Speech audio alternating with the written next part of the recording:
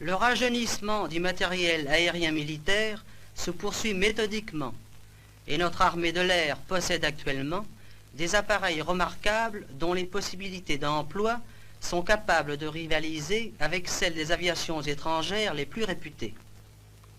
La 15e escadre d'aviation lourde de défense à Avord est dotée de ces nouveaux appareils. Le Farman 221, quadrimoteur du type en service sur la ligne d'Amérique du Sud. Il est adapté en vue d'une utilisation militaire. C'est donc un appareil à grand rayon d'action dont les aptitudes répondent parfaitement aux missions de bombardement de nuit à grande distance. Le Farman 221 est un monoplan haubané, entièrement métallique, à aile haute. Il possède une envergure de 36 mètres et une longueur de 21 mètres. Équipé de 4 moteurs Gnomérone de 850 chevaux chacun, il est capable d'emporter 4000 kg de bombes à 1000 km de distance et de revenir au point de départ, ou 2900 kg de bombes à 2000 km. Sa vitesse en pleine charge est à 4000 mètres de 280 km/h et il peut atteindre cette altitude en 14 minutes. Enfin, son plafond est de 8000 mètres.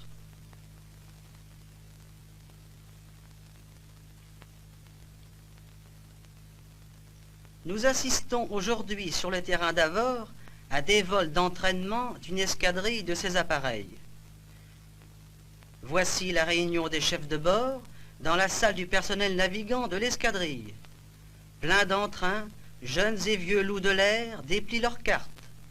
Les règles et les rapporteurs sont posés sur la table et tout le monde écoute les ordres et les conseils de l'instructeur.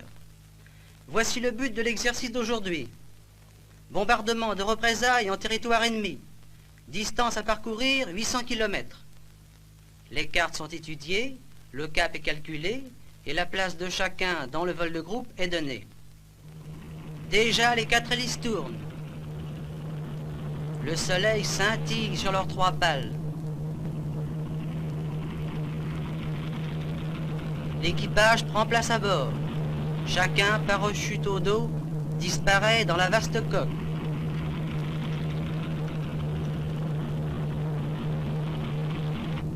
Fermez la porte.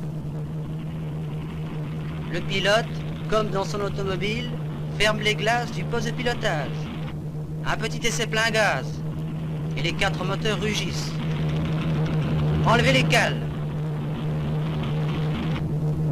Doucement, lourdement et cependant sans effort, l'énorme croiseur aérien s'avance pour prendre le départ. Il roule plein gaz. De plus en plus vite. La queue se lève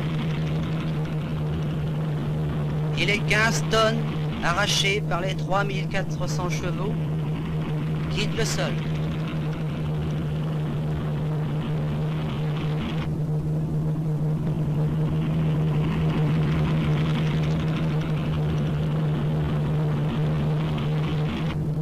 Ces appareils étant de dimension et de poids considérables, la sécurité interdit le départ en groupe. Celui-ci se fait donc par avion isolé. Le regroupement de l'escadrille se fait autour du terrain et la formation de route est alors prise. L'équipage de ce navire est important. Un chef de bord, un premier et un second pilote, des mitrailleurs, un radio, un navigateur. Voici à l'avant du fuselage le navigateur, puis le radio devant ses appareils. Le premier pilote conserve une main sur les manettes et de l'autre manœuvre le volant de commande de la stabilité longitudinale et latérale de l'avion.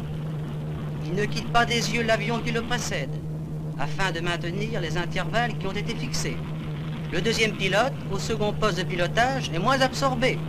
Il attend que son camarade lui demande ses services.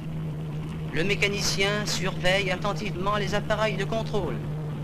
Et, comme on le voit, ils sont nombreux.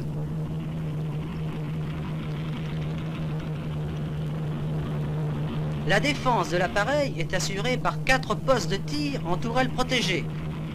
Voici un des mitrailleurs à son poste de combat. Le Farman 221 est en principe utilisé isolément. Il agit alors par surprise et à haute altitude. C'est ainsi qu'il est employé de nuit. Cependant, certaines missions en groupe peuvent être exécutées de jour.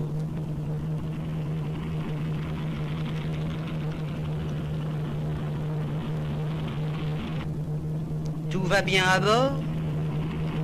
Vers le but fixé, la puissante et lourde escadrille poursuit son vol.